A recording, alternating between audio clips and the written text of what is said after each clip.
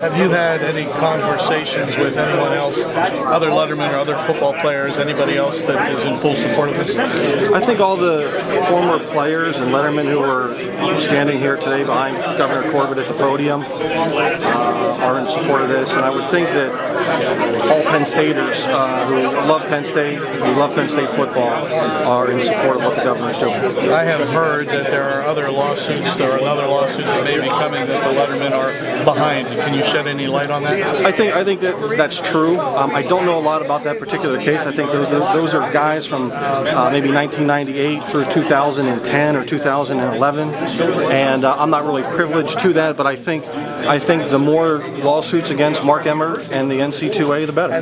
Tim, why do you support what the governor's doing? Mark, I think what the NCAA has done to Penn State football is totally unfair. It's even in their own words, is unprecedented. And I think I would call on everybody in the media. It was nice to see the media aggressively pursue and ask questions to Governor Corbett and his staff. I would hope that the media aggressively pursues and vigorously pursues Mark Emmert. The long time for this to come, it seems. I mean, how frustrating was it waiting for somebody to kind of rally in favor of Penn State? I think everybody was, wondering who's going to step up and show some leadership with this, whole ordeal on behalf of Penn State, and I'm happy that Governor Corbett is the man to do that. Thanks, Tim. Sure. And there was thousands and thousands and thousands of empty seats. The upper decks were almost empty, and that's less people coming into State College. That's less people buying gasoline. That's less people buying meals. That's less people buying sporting goods downtown. That's less people staying in hotels. That's all a reflection of these sanctions by the NCAA. We've never had crowds like that. Anyone who goes to Penn State games can tell you the crowds is the worst attendance we've seen in decades, despite losing seasons here. A few years back. So this is a case where clearly, because less people, less business going on in this community, as a result of these sanctions. So I think these business people tell you that their bottom dollar, the bottom line of their business have been changed because of these sanctions. Did you have anything to, do you have any communication? I know you were calling for kind of a more limited but similar complaints about a week ago. Well, mine's different completely than what the governor.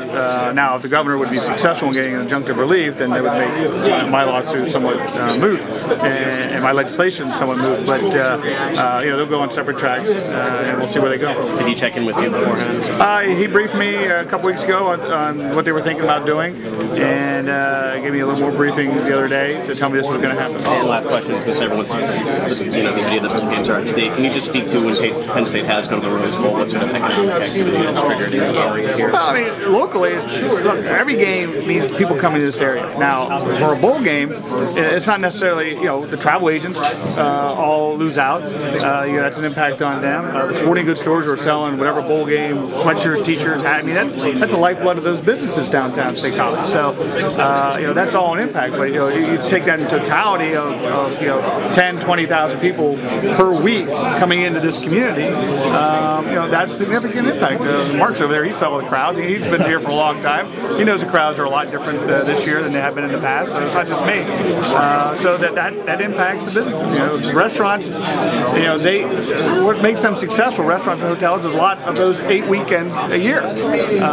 Particularly hotel business, what they make that 8 weeks makes it for the whole year. And so they're employing people, they're employing more people because of this. And so these sanctions have had significant impact. And again, this is just year one. God forbid, I think we should get injunctive relief for the Philadelphia Eagles taking Bill O'Brien. But God forbid if Bill O'Brien were to leave, then all these players become free agents again, and Lord knows where the program would be, and you can see a devastating impact on this university, all because of these sanctions. So this community has been harmed significantly, not just this year, but in these future years because of these sanctions. And I think it's a legitimate lawsuit that the government brought. I know you don't have the numbers off the top of your head, but are there any hard and fast numbers about how the community has been impacted, has been hurt? Have there been any studies done? Or Now, is this just... you probably want to talk to Vern Squire about that, because I know they've sort of been trying to track some of that, and there's some studies that they're working on. The best I have is talking to the local owner of each business and how it's impacting them right now. Senator, Vern Squire, for those of you who aren't around, is the head of the chamber locally here in Penn State.